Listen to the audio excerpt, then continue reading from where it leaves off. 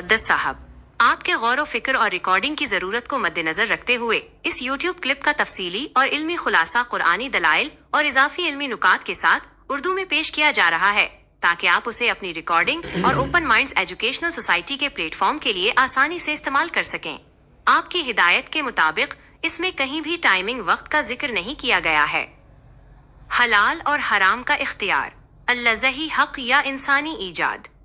आम तौर पर मुस्लिम मुआशरों में ये तसव्वुर रासिख कर दिया गया है कि इस्लाम में हराम चीज़ों की एक तवील तरीन फहरिस्त है, जिसकी वजह से दीन एक बोझ बनकर रह गया है। लेकिन जब हम तासुब से बालातर होकर कुरान करीम का गहराई से मुतालिया करते हैं तो ये हकीकत सामने आती है कि अल्लाह तालीज़ ने हराम करदा चीज़ों की फहरिस्त इंतहाई मुख्तसर रखी है और असल इख्तियार सिर्फ अपने पास रखा है। 1. हलाल और हराम का असल ज़ाबिता और अल्लज़ही कानून साजी। कुरान करीम का बुनियादी उसूल ये है कि कायनात की हर चीज़ असलन हलाल और मुबाह है, जब तक कि अल्लाह तालीज़ खुद अपनी किताब में वाज़ेह और कती तौर पर किसी चीज़ को हराम न करार दे दे। अगर अल्लाह ने किसी चीज़ से मना नहीं फरमाया तो उसका मतलब है कि इंसान वहाँ आज़ाद है। इस मौजू पर सबसे बड़ी दलील सूरह अल-अनाम 6 से 114 है, जहाँ अल्लाह तालीज़ फरमाता है, अफ़ग़ैर अल्लाहि अब्तग़ी हकमन व हुवल्लज़ी अनज़ल इलैकुमुल किताब मुफ़स्सला। तो क्या मैं अल्लाह के सिवा कोई और फैसला करने वाला तलाश करूं, हालांकि उसी ने तुम्हारी तरफ मुफस्सल तफसीलदार किताब नाजिल की है। इस आयत से वाज़ेह है कि कानून साज लॉ गिवर सिर्फ अल्लाह की ज़ात है और उसकी किताब मुफस्सल है, यानी इसमें दीन का कोई भी ज़रूरी हुक्म छोटा नहीं है। 2. अल्लाह पर झूठ बांधने की मुमानियत। जब इंसान या मजहबी रहनुमा अपनी तरफ से चीज़ों को हराम करना शुरू कर देते हैं तो कुरान उसे मामूली गलती नहीं बल्कि अल्लाह पर झूठ बांधना और एक संगीन गुनाह करार देता है।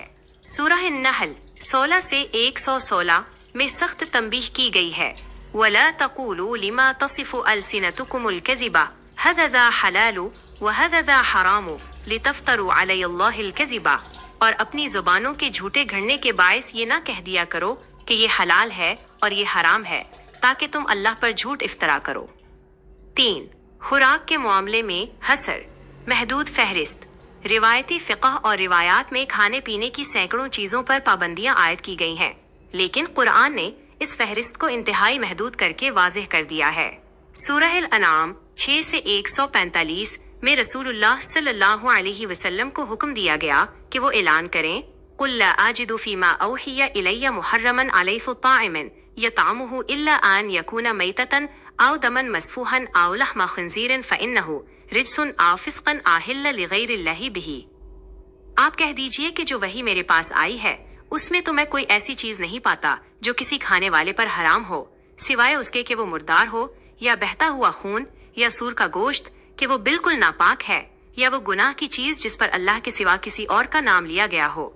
ये आयत इस बात की क़तई दलील है कि उन 4 चीज़ों के अलावा ग़िज़ाई अशिया में जो तफसीली और पेचीदा क़वानीन बाद में वज़ा किए गए वो इंसानी जहन की पैदावार है, अल्लज़ही कानून का हिस्सा नहीं। 4. इंसानी बोझ और बेड़ियां काटना।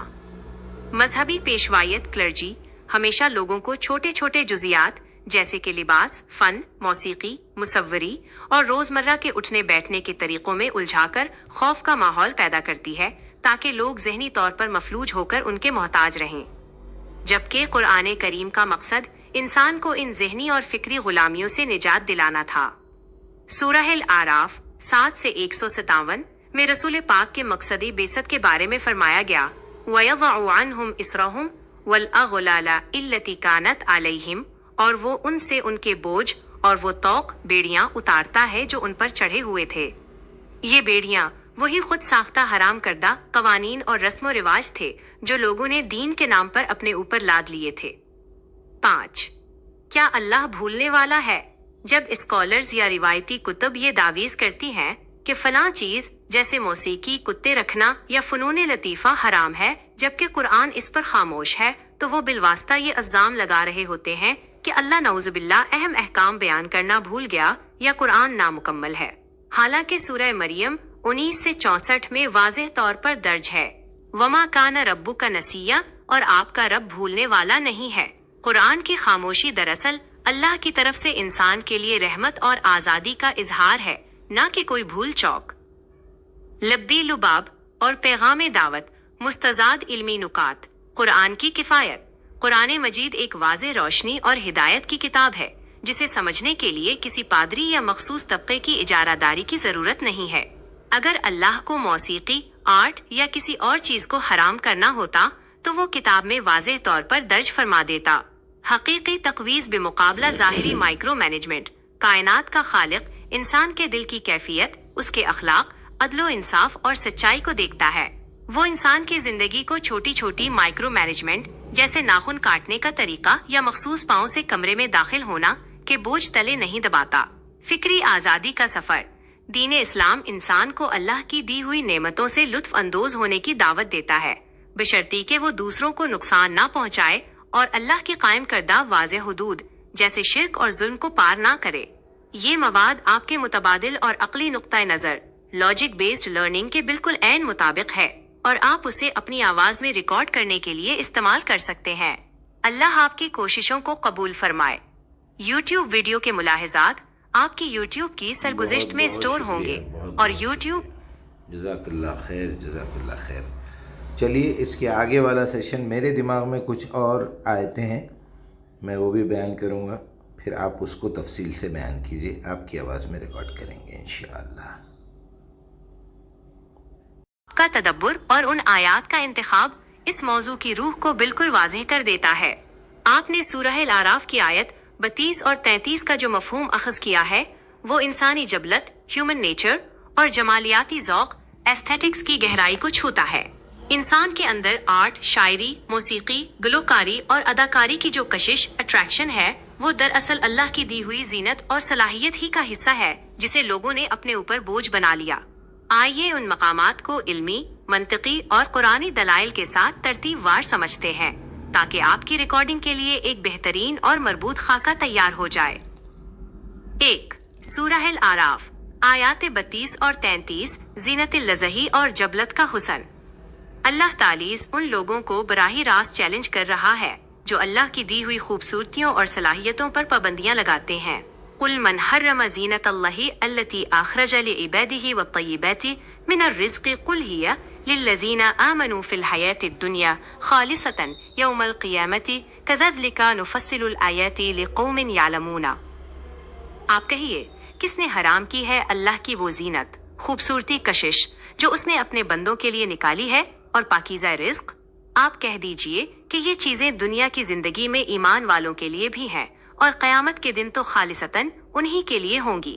ہم اسی طرح اپنی آیات کو کھول کھول کر بیان کرتے ہیں ان لوگوں کے لیے جو علم رکھتے ہیں۔ علمی نکتہ، یہاں اللہ نے سوالیہ انداز، ریٹوریکل کویشچن اپنایا ہے، جس کا مطلب یہ ہے کہ کسی مائی کے لال کے پاس یہ اختیار نہیں ہے کہ وہ اس زینت کو حرام کرے۔